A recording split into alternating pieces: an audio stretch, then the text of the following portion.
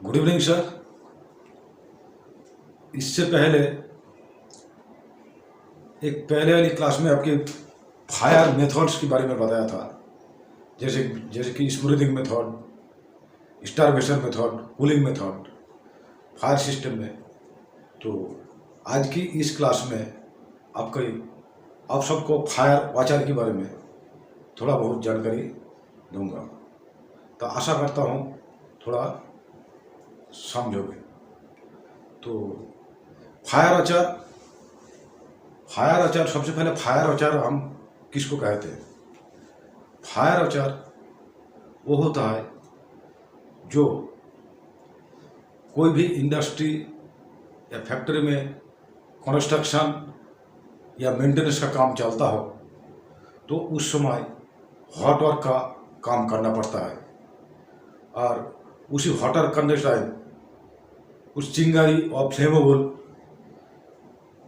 जलने वाला ऐसे कभी विस्फोट का भी खतरा हो सकता है।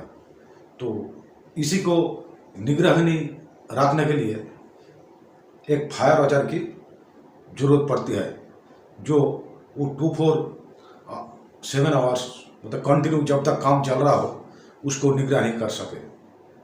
तो जरूरी है फायर वाचर की कम्युनिकेशन स्किल भी अच्छा होना चाहिए, और उसका दिमागी हालत भी ठीक होना चाहिए, ताकि इमरजेंसी होने पर कोई भी स्थिति आए, कोई रिएक्शन आए, उसको एक्शन करने के लिए वो प्रतिबद्ध हो और जान माल का नुकसान ना हो। तो मोटा तौर पे उसी को हम क्या बोलते हैं? Fire watcher. तो फायर वाचर का कुछ रिस्पॉन्सिबिलिटी और ड्यूटीज होता है, जिसके बारे में मोटा तौर पे छोटा छोटा एक आप लोगों को बताने की कोशिश करूंगा। तो फायर वाचर का ड्यूटीज में आता है, सबसे पहले ड्यूटीज क्या है? मॉनिटरिंग करना। मॉनिटरिंग जहाँ पर हॉट वर्क चलता हो, हॉट वर्क चलने से पहले उस जगह की उसको मॉनिटरिंग करना बहुत ज़रूरी है।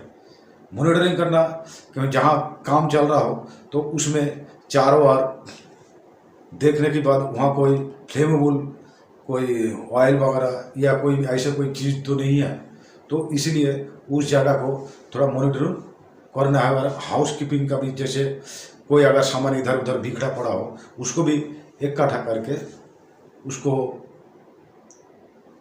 रखना चाहिए। उसके बाद अगर वो चिंगारी या हॉटर का कोई काम अगर उसके ऊपर गिरे तो उसको फायर ब्लैंकेट से भी ढकना चाहिए। तो ये सारे चीज़ फायर वाचर को मॉनिटर करना है और उसको देखना है। और जहाँ से हॉट वर्क चल रहा हो तो उसमें कोई फ्लेमेबल ऐसे एक्सप्लोजिव का कोई वस्तु हो उसको भी वहाँ से पहले ही हटा लेना चाहिए। अगर हटाने का संभव ना हो तो उसको फायर ब्लैंकेट से उसको अच्छी तरह से ढकना चाहिए। ये सारी चीज़ मॉनिटर करना फायर वाचर की काम है। दूसरी क्या बोलते हैं, जो सेफ्टी बोट जहाँ फायर हॉटर का काम चल रहा है तो फायर वाचर को उससे पहले वहाँ एक सेफ्टी बूथ भी रखना चाहिए, फायर ब्लैंकेट के साथ उसको कवर होना चाहिए, ताकि उसका चिंगारी वगैरह जैसे वहाँ ना हो। और पूरा इक्विपमेंट के साथ जहाँ वो इक्विपमेंट है हॉटर का वहाँ भी वो देखना चाहिए। और सेफ्टी बूथ इसीलिए होता है, इमरजेंसी में अगर ऐसे वो बात हो तो उसको उसी सेफ्टी बूथ में ले जाके उसका मतलब कार्रवाई कर सके। दूसरी आपका आ गया कॉम्बस्टेबल मटेरियल्स। इससे पहले ही थोड़ा कवर किया था।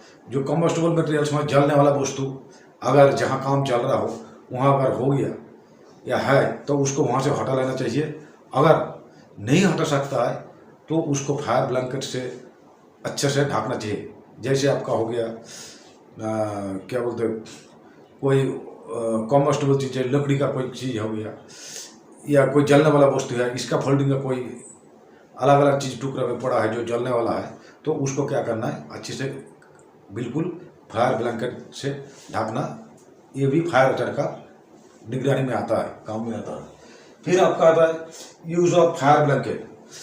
फायर ब्लैंकेट जब आप ढाकेंगे या फायर ब्लैंकेट जब जहाँ काम चल रहा है, हॉटर का काम चल रहा है, तो उसका चिंगारी जब गिरेगा तो उस कम्बस्टेबल जो जलने वाला वस्तु का कहीं कंबल कहीं से और कहीं लीक ना हो, वहाँ से वो चिंगारी गिरे और उसमें आग लग जाए।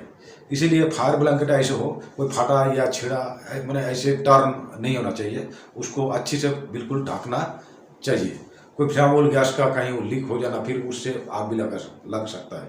तो इसलिए फायर ब्लैंकेट से उसको अच्छी तरह से ढकना है। फिर इन केस ऑफ इमरजेंसी होने पर फायर अचार का जो एक काम होता है, सबसे पहले जहाँ हॉटर चल रहा है तो हॉटर का जो मॉनिटरिंग जहाँ से वो ऑपरेट करता है, उस व्यक्ति और व्यक्ति द्वारा काम करने वाला सबसे पहले उसको बंद करना चाहिए। बंद करने के बाद अगर स्थिति के अनुसार कोई स्थिति ज़्यादा खराब हो तो खराब होने के बाद तो उसी हिसाब से, उस कंडीशन के हिसाब से उसको उन सबको काम बंद करने के बाद असेंबली पॉइंट में भेजना चाहिए। असेंबली पॉइंट में भेज के फिर वहाँ जो कॉन्टैक्ट नंबर है, इमरजेंसी कॉन्टैक्ट नंबर, उस कॉन्टैक्ट नंबर को भी मतलब उसके पास मैंने जानना चाहिए, कॉन्टैक्ट नंबर उनके पास होना चाहिए। कॉन्टैक्ट नंबर पे नंबर करके अगले क्यूआर कार्रवाई करना चाहिए। फिर पास मेथड वो होता है, जैसे छोटी मोटी अगर इंसिडेंट हो गया, आग पकड़ लिया, तो फायर एक्सटिंग्विशर की जानकारी और कैसे आग निभाता है उसके बारे में भी फायर अचार को जानना बहुत ज़रूरी होता है।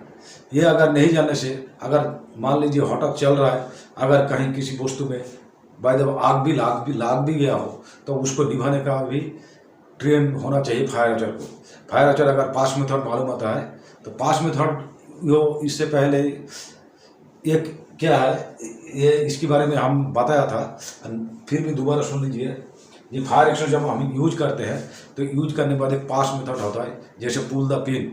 हम फायर एक्सटिंग्विशर को जो पिन होता है, पिन को टालेंगे, उसके बाद aim of the fire of the best, ये जहाँ पर आग लगी है उस तरफ उसको ले जाएंगे और तो क्या बोल रहा है, इसको इस द ट्रिगर, उसको दबाएंगे और स्वीप, फिर झाड़ू जैसे उसको आग को निभाएंगे। ये मेथड आपको फायर एक्सटिंग्विशर के साथ और भी विस्तार से बता देंगे। तो ये पास की मेथड फायर अचार को बड़ा जानकारी होना जरूरी। फिर आपका आ गया एल फायर अचार को एल डिटेक्टर, जो गैस का जो नापने वाले जो डिटेक्टर, उसके बारे में जानकारी होना चाहिए। एल माने लोअर एक्सप्लोसिव लिमिट, ऐसे कोई बड़ा फ्लेमेबल गैसों का एटमॉस्फेरिक में कितना लेवल है, कितना ये है जहाँ वस्तु जलने वाला होता है, इसके बारे में ट्रेन होना चाहिए। और उसको नाप जोक करने के लिए भी फायर अचार को मतलब ट्रेन होना चाहिए, जानकारी होना चाहिए, तभी जाके ये भी एक फायर अचार का ड्यूटी में आ जाता है। फिर आ गया एक्सपीरियंस ऑफ इमरजेंसी। ये इमरजेंसी हो गया, जैसे अगर कोई इंसिडेंट हो भी गया, होने के बाद अभी फायर अचार को क्या कर्तव्य बनता है उस समय से। तो ऐसे इमरजेंसी में फायर अचार को सबसे पहले अपना काम को बंद करके सबसे पहले तो काम बंद करना है। फिर उसका एग्जैक्ट लोकेशन, कहाँ पर काम चल रहा है, किस तरह का काम चल रहा है, उसके बाद इक्विपमेंट नंबर भी पता होना चाहिए। इक्विपमेंट नंबर, प्लांट का नाम, लोकेशन का नाम, ये सारे चीज़ जानकारी होना चाहिए। उसके बाद उसकी जो अगले जो contact number, emergency contact number, उनको भी उनके पास होना चाहिए। तभी जाके जो रेस्क्यू टीम आएगा, रेस्क्यू टीम अपना सही टाइम पर सही इक्विपमेंट लेके उस जगह पर पहुंच के वो रेस्क्यू कर सकता है। इसके लिए जो रेस्क्यू टीम आता है, जैसे अभी एग्जाम्पल जब मान लीजिए कॉन्फाइंड स्पेस में कहीं काम चल रहा है, जैसे हमारा फैक्ट्री में कोई शालो वगैरह ऐसे जहाँ, तो उसी का लोकेशन अगर देगा तो उसी हिसाब से वो इसका वगैरह वो अपना इक्विपमेंट भी लेके आ सकता है। तो ये जो है इसी हिसाब से उसको रिसीव करना चाहिए। और असेंबली पॉइंट कहाँ हो, असेंबली पॉइंट का लोकेशन भी पता होना चाहिए वहाँ भेजने के लिए। ये सारे फायर अचार का ड्यूटी में शामिल है।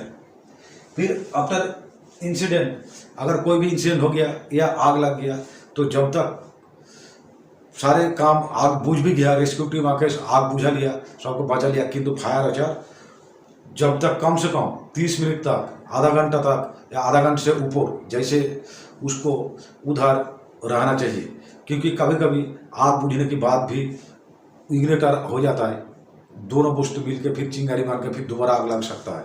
इसीलिए वो कुछ देर तक, जब तक बिल्कुल आग लगने का संभावना बिल्कुल ख़त्म हो जाता है, तभी जाके वहाँ से वो आ सकता है। तो कम से कम उसको 30 मिनट या आधा घंटा से ऊपर 2-10 मिनट और भी लगने तो कोई प्रॉब्लम नहीं। तो ये फायर अचार वहाँ मौजूद रह के उस चीज़ को निगरानी करता है। ये भी एक फायर अचार का ड्यूटी में आ जाता है। फिर लास्ट में आपका आ गया वेट ऑफ द एंड। जैसे कि कोई भी इंडस्ट्री, अपना इंडस्ट्रियल इलाका में या और कहीं भी किसी कंस्ट्रक्शन और होटल का काम चल रहा है, और जब तक काम चलेगा तब तक फायर अचार वहीं मौजूद रहेगा। अगर मौजूद नहीं रह पाता है या वह उसको थोड़ी देर के लिए इधर उधर कहीं जाना होता है, चाहे ब्रेकफास्ट करने या कहीं रिफ्रेश होने, तो उसकी जगह पे दूसरे वही को एक निगरानी करने के लिए एक फायर अचार आना चाहिए जब तक वो नहीं आता है। इसी हिसाब से जब तक काम चलेगा तब तक फायर अचार उधर रहना पड़ेगा। तो ये हॉट वर्क या ऐसे भी काम करने के लिए हमारा इंडस्ट्री इलाके में खास करके फायर अचार का इम्पोर्टेंस बहुत है। तो इसी को देखते हुए फायर अचार का जो आपने ज्ञान, आपका नॉलेज, उनकी एक्शन एक ऊंचे दर्जे का होना चाहिए, और इसी ऊंचे दर्जे का होने के लिए उसका कम्युनिकेशन स्किल भी बेहतर होना चाहिए। तो आज की क्लास में इतना ही। फायर अचार के बारे में थोड़ा बहुत जानकारी आप लोग को दे दिया, आप लोग समझ गए होंगे। जय हिंद, जय भारत।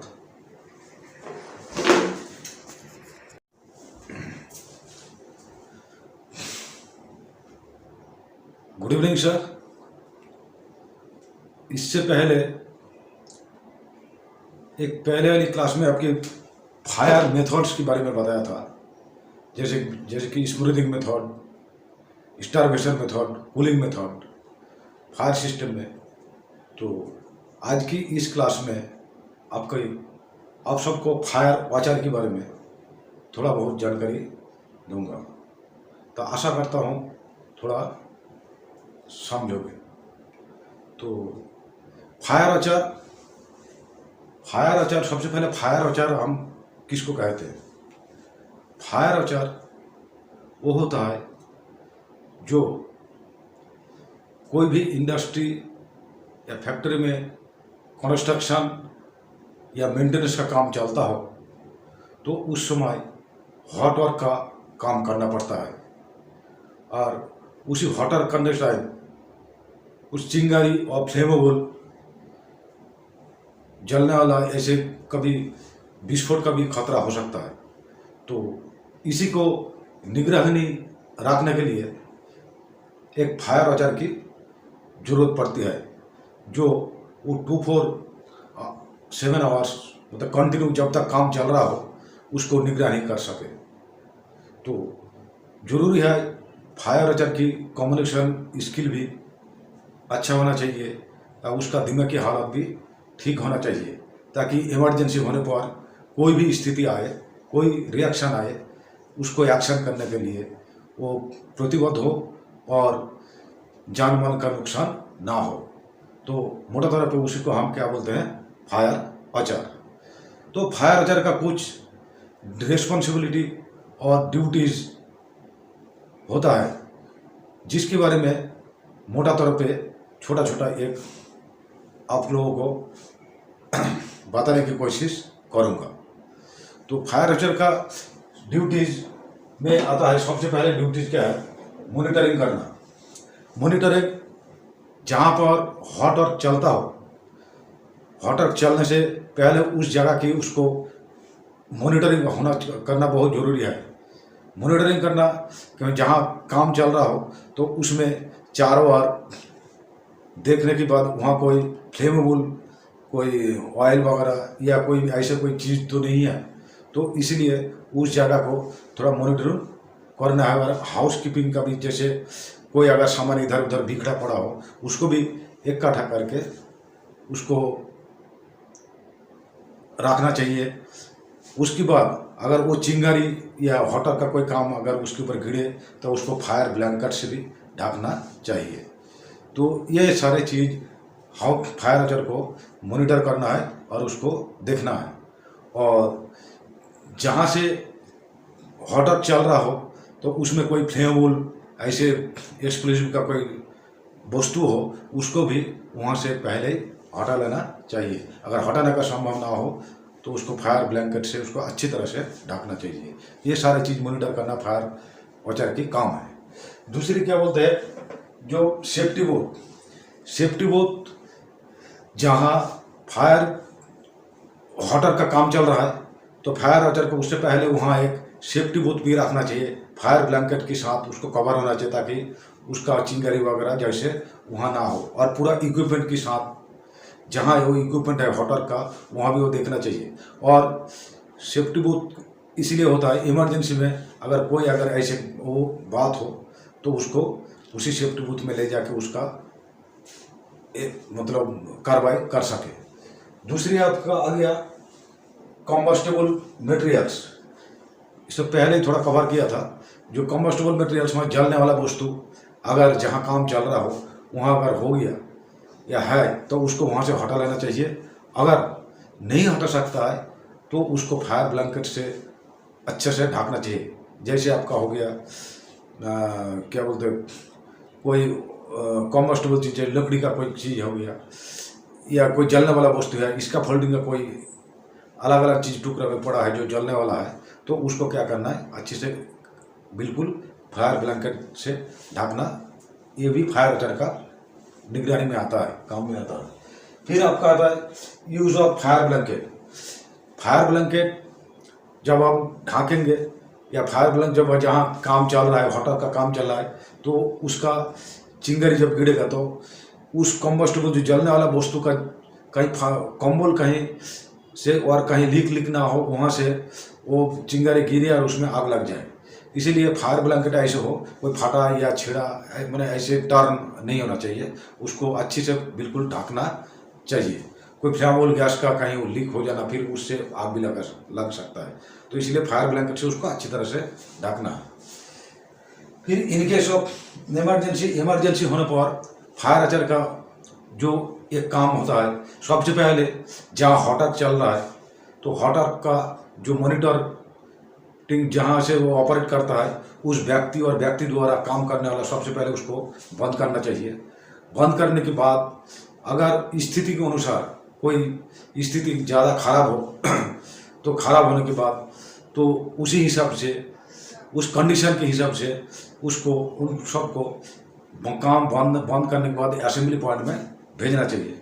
असेंबली पॉइंट में भेज के फिर वहाँ जो कॉन्टैक्ट नंबर है इमरजेंसी कॉन्टैक्ट नंबर, उस कॉन्टैक्ट नंबर को भी मतलब उसके पास माने जानना चाहिए, कॉन्टैक्ट नंबर उनके पास होना चाहिए। कॉन्टैक्ट नंबर पे नंबर करके अगले क्यूआर कार्रवाई करना चाहिए।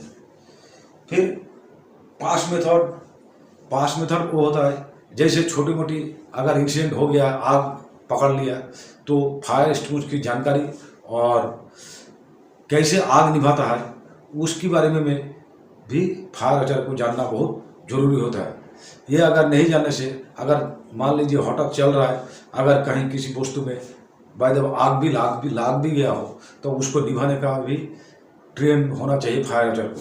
फायर वॉचर अगर पास मेथड मालूम होता है तो पास मेथड जो इससे पहले एक क्या है ये इसके बारे में हम बताया था, फिर भी दोबारा सुन लीजिए। ये फायर एक्सटिंग्विशर जब हम यूज करते हैं तो यूज करने के बाद एक पास मेथड होता है जैसे पुल द पिन। हम फायर एक्सटिंग्विशर को जो पिन होता है पिन को टारेंगे, उसके बाद aim of the fire of the best ये जहाँ पर आग लगी है उस तरफ उसको ले जाएंगे और तो क्या बोल रहा है इसको इस द ट्रिगर उसको दबाएंगे और स्वीप फिर झाड़ू जैसे उसको आग को निभाएंगे। ये मेथड आपको फायर एक्सटिंग्विशर के साथ और भी विस्तार से बता देंगे। तो ये पास की मेथड फायर वाचर को बड़ा जानकारी होना जरूरी। फिर आपका आ गया एलियल फायर वाचर को एलियल डिटेक्टर, जो गैस का जो नापने वाले जो डिटेक्टर, उसके बारे में जानकारी होना चाहिए। एलियल माने लोअर एक्सप्लोसिव लिमिट, ऐसे कोई बड़ा फ्लेमेबल गैसों का एटमॉस्फेरिक में कितना लेवल है, कितना ये है जहाँ वस्तु जलने वाला होता है, इसके बारे में ट्रेन होना चाहिए। और उसको नाप जोख करने के लिए भी फायर वाचर को मतलब ट्रेन होना चाहिए, जानकारी होना चाहिए, तभी जाके ये भी एक फायर वाचर का ड्यूटी में आ जाता है। फिर आ गया experience of emergency. Experience of emergency, ये इमरजेंसी हो गया जैसे अगर कोई इंसिडेंट हो भी गया, होने के बाद अभी फायर वाचर को क्या क्या कर्तव्य बनता है उस समय से। तो ऐसे इमरजेंसी में फायर वाचर को सबसे पहले अपना काम को बंद करके सबसे पहले तो काम बंद करना है। फिर उसका एग्जैक्ट लोकेशन, कहाँ पर काम चल रहा है, किस तरह का काम चल रहा है, उसके बाद इक्विपमेंट नंबर भी पता होना चाहिए। इक्विपमेंट नंबर, प्लांट का नाम, लोकेशन का नाम, ये सारे चीज़ जानकारी होना चाहिए। उसके बाद उसकी जो अगले जो contact number, emergency contact number, उनको भी उनके पास होना चाहिए। तभी जाके जो रेस्क्यू टीम आएगा, रेस्क्यू टीम अपना सही टाइम पर सही इक्विपमेंट लेके उस जगह पर पहुंचेगा, पहुंच के वो रेस्क्यू कर सकता है। इसके लिए जो रेस्क्यू टीम आता है, जैसे अभी एग्जांपल जब मान लीजिए कॉन्फाइंड स्पेस में कहीं काम चल रहा है, जैसे हमारा फैक्ट्री वैक्ट्री में कोई शालो वगैरह ऐसे जहाँ, तो उसी का लोकेशन अगर देगा तो उसी हिसाब से वो इसकावा वगैरह वो अपना इक्विपमेंट भी लेके आ सकता है। तो ये जो है इसी हिसाब से उसको रिसीव करना चाहिए। और असेंबली पॉइंट कहाँ हो, असेंबली पॉइंट का लोकेशन भी पता होना चाहिए वहाँ भेजने के लिए। ये सारे फायर वाचर का ड्यूटी में शामिल है। फिर आफ्टर इंसिडेंट, अगर कोई भी इंसिडेंट हो गया या आग लग गया, तो जब तक सारे काम आग बुझ भी गया, रेस्क्यू टीम आके आग बुझा लिया, सबको बचा लिया, किंतु फायर वाचर जब तक कम से कम 30 मिनट तक, आधा घंटा तक या आधा घंटे से ऊपर जैसे उसको उधर रहना चाहिए। क्योंकि कभी कभी आग बुझने के बाद भी इग्निटर हो जाता है, दोनों वस्तु मिल के फिर चिंगारी मार के फिर दोबारा आग लग सकता है। इसीलिए वो कुछ देर तक, जब तक बिल्कुल आग लगने का संभावना बिल्कुल ख़त्म हो जाता है, तभी जाके वहाँ से वो आ सकता है। तब कम से कम उसको 30 मिनट या आधा घंटा से ऊपर 2-10 मिनट और भी लगने दो, कोई प्रॉब्लम नहीं। तो ये फायर वाचर वहाँ मौजूद रह के उस चीज़ को निगरानी करता है। ये भी एक फायर वाचर का ड्यूटी में आ जाता है। फिर लास्ट में आपका आ गया वेट ऑफ द एंड। जैसे कि कोई भी इंडस्ट्री, अपना इंडस्ट्रियल इलाका में या और कहीं भी किसी कंस्ट्रक्शन और होटल का काम चल रहा है, आज जब तक काम चलेगा तब तक फायर वाचर वहीं मौजूद रहेगा। अगर मौजूद नहीं रह पाता है या वह उसको थोड़ी देर के लिए इधर उधर कहीं जाना होता है, चाहे ब्रेकफास्ट करने या कहीं रिफ्रेश होने, तो उसकी जगह पे दूसरे वही को एक निगरानी करने के लिए एक और एक फायर वाचर आना चाहिए जब तक वो नहीं आता है। इसी हिसाब से जब तक काम चलेगा तब तक फायर वाचर उधर रहना पड़ेगा।